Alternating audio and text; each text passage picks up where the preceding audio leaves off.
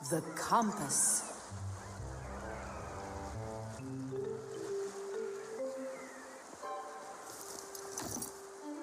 Pipe ball, hands on the deck.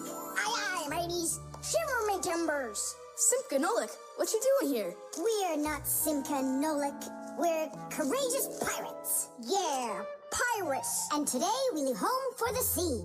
Are you with us? Yes, I am. Hooray! You mean no? No hooray?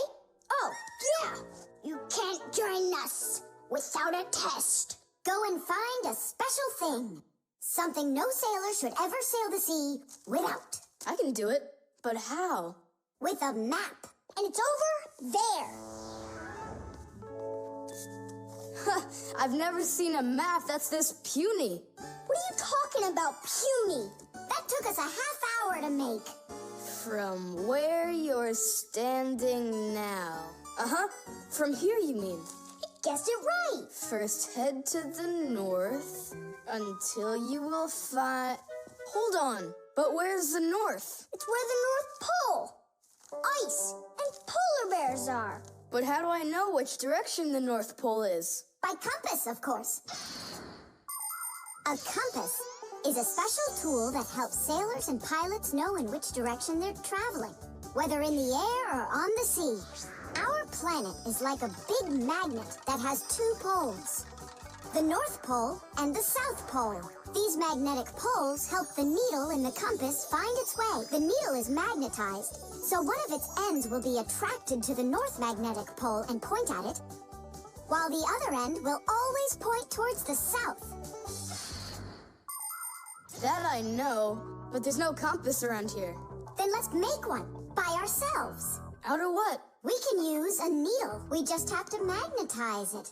And how's it supposed to turn around? In a saucer of water.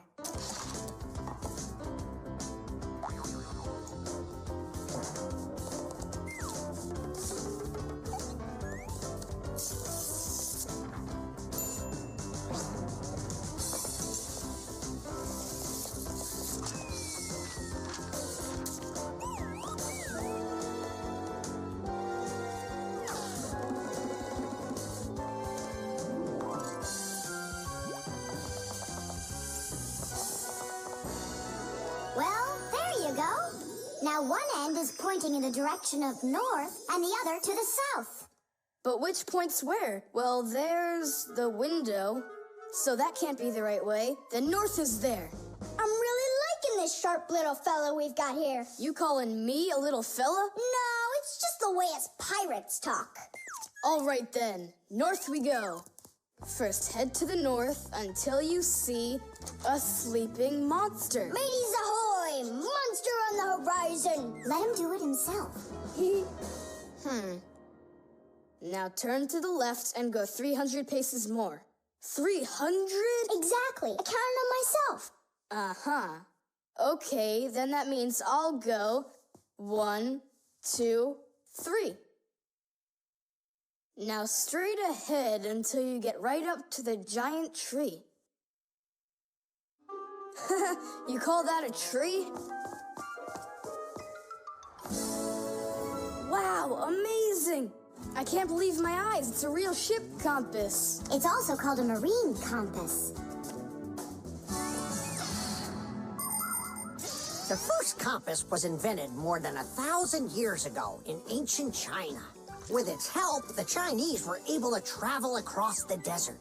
And about 200 years later, the compass appeared in Europe. Whether the Europeans came up with the idea for the compass themselves or took it from the Chinese isn't clear. But one thing's for sure, we fixies remember how those early compasses were built. The first compasses were made with a magnetized needle on top of a floater inside a bowl of water. Later, the needle was put on top of a pin that let it spin freely, and it started to look like the ones we use today. Since the needle of a compass always points to the north, a sailor can easily figure out which direction he needs to turn his ship. If he wants to go north, he follows the needle north. If he wants to go south, he goes in the opposite direction. Your dad brought it home with him late last night from his work. You were asleep. Hold on. I want to check something.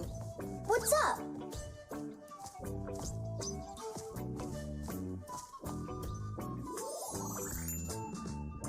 Yeah, they line up together. Of course they line up. If not, how else would you have gotten here? We're done with the needle. It has to go back. First head south 600 paces. 6 for you, matey. The balloon. No way. You'll miss for sure. No problem.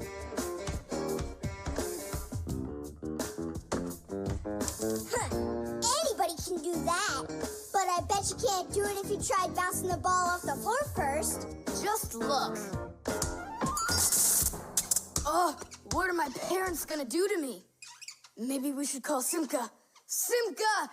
And what's Simka gonna do to us when she sees this? So, got yourself in trouble, huh? You shouldn't be playing with a ball inside. And now we have your lamp to fix. But how? Only my dad can reach all the way up there. Why just your dad? You have a hot air balloon over there. That doesn't fly. It's just a toy, see? Well, it might be just a toy to you, but for us fixies, it's absolutely real.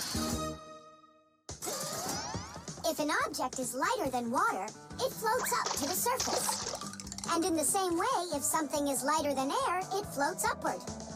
Did you know that hot air is lighter than cold air? Well, it is. And that means if you warm up the air in a balloon, it will float up. Hot air balloons use special gas burners to heat up the air inside of them so they will get lighter.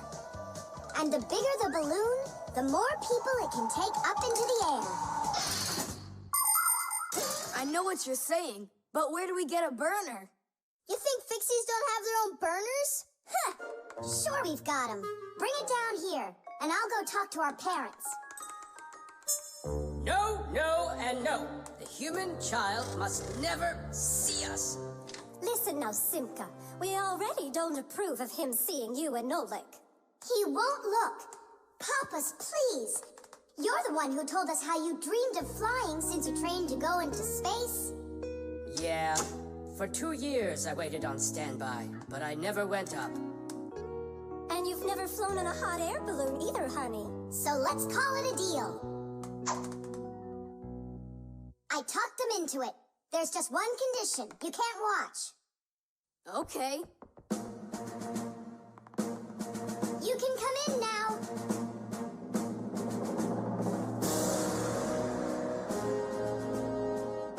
Now prepare the burner. Coming right up. Permission for takeoff? Permission is granted. And off we go! Hooray! It's flying! Don't you peek. Turn around. Oh, it was an accident.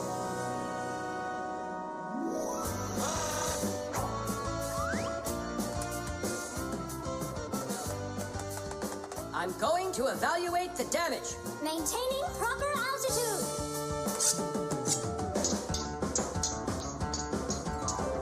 So, they've reached the spot. Air balloons are really awesome. I wonder, who figured out how to do that? It was the Montgolfiers. The hot air balloon was invented in the 18th century by the Montgolfier brothers from France. In those days, there were no gas burners, so they heated the air inside the balloon by burning straw. At first, there were no passengers on their balloon. Not counting the fixies, of course. I mean, how else could a balloon get up in the air without them? Unfortunately, the names of the first fixies who took that flight were not recorded in the annals of history.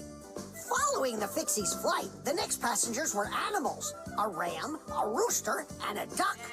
And it was not until those three safely landed after flying a full 4 kilometers that humans dared to fly in hot air balloons themselves.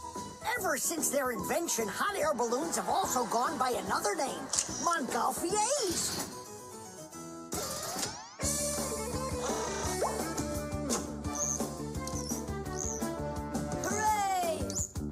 Tadish!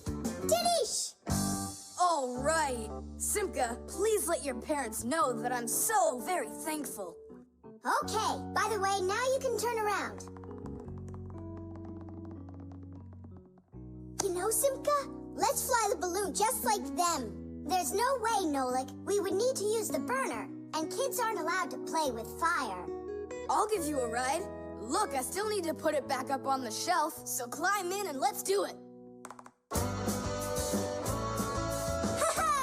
Oh yeah! This is great, Simka! Look at us! We're flying just like the Montgolfier brothers! What do you mean, like brothers? Oh,